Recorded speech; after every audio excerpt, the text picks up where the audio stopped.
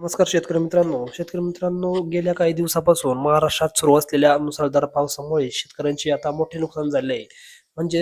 गेल्या काही दिवसापासून काही भागात तर आधी पावसाळ्यात भरपूर पाऊस झाला होता. पण काही ठिकाणी बीड बीड जिल्हा झाला, धाराशिव झाला, अहिल्यानगर झाला, अशा या ठिकाणी पाऊसच झाला नव्हता. तर त्या ठिकाणी या परतीच्या पावसाने चांगलाच धुमाकूळ घातला असून त्या ठिकाणी शेतीचे मोठे नुकसान झालेले आहेत. घराचे देखील मोठे नुकसान झालेले आहे. तर या संदर्भात पंचनामे आणि पीक विमा दाव्याबद्दल अनेक गैरसमज निर्माण झालेले आहेत. तर अतिवृष्टीने नुकसान भरपाई त्या ठिकाणी क्लेम कसा करायचा याची सविस्तर माहिती आणि झालेले गैरसमज याबाबत सविस्तर माहिती आपण आजच्या व्हिडिओच्या माध्यमातून जाणून घेणार आहोत. तर स्वागत आहे तुमचं मराठी साईट या युट्यूब चॅनलमध्ये. तर मुसळधार पावसामुळे महाराष्ट्रातील अनेक भागामध्ये पिकांना मोठा फटका बसला. तर गेल्या 2 दिवसापासून पाऊस वाढला असून काही ठिकाणी 118 मिलीमीटर पेक्षा जास्त पावसाची नोंद झालेली आहे. यामुळे शेतकऱ्यांमध्ये विशेषतः पीक विमा संदर्भात गोंधळाचे वातावरण निर्माण झालेले आहे. तर सरकारने नुकसानीचे मूल्यांकन करण्यासाठी कृषी, महसूल आणि ग्रामविकास विभागांच्या सहकार्याने संयुक्त पंचनामे सुरू देखील केलेले आहेत.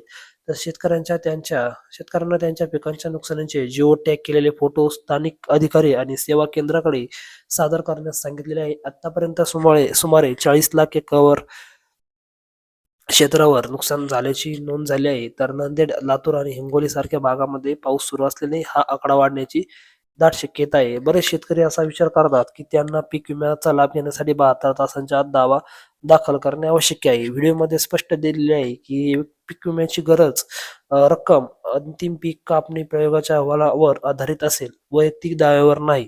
कापसासारख्या पिकांसाठी ही प्रक्रिया मार्च 2026 पर्यंत चालेल, कारण पीक कापणीचे प्रयोग जानेवारी किंवा फेब्रुवारी पर्यंत त्या ठिकाणी नियोजित आहेत. त्यामुळे आता दावा दाखल केला नाही तरीच अंतिम अहवाल उपल होईपर्यंत विम्याची रक्कम दिली जाणार नाही. सध्याच्या नुकसानीसाठी सरकार प्रति हेक्टर 8,500 रुपये मदत देत आहे, ज्याची कमाल मर्यादा 2 हेक्टर आहे. याचा अर्थ एका शेतकऱ्याला 17,000 रुपयापर्यंत मदत मिळू शकते. तर बारामाही पिकांसाठी ही रक्कम 34,000 पर्यंत असू शकते. याशिवाय एखाद्या शेतकऱ्याची जमीन पूर्णपणे वाहून गेली असेल तर त्यांना 25,000 रुपयांची मदत जाहीर केलेली आहे. तर त्या ठिकाणी शेतकऱ्यांनी नुकसानीचे जिओ टॅगिंग कॅमेरा वापरून फोटो घ्यावेत आणि ते कृषी विभागाकडे सादर करावेत. यामुळे त्यांची जमीन नुकसान मूल्यांकन मध्ये समाविष्ट होण्यास मदत होईल, अशी त्या ठिकाणी माहिती समोर आलेली आहे.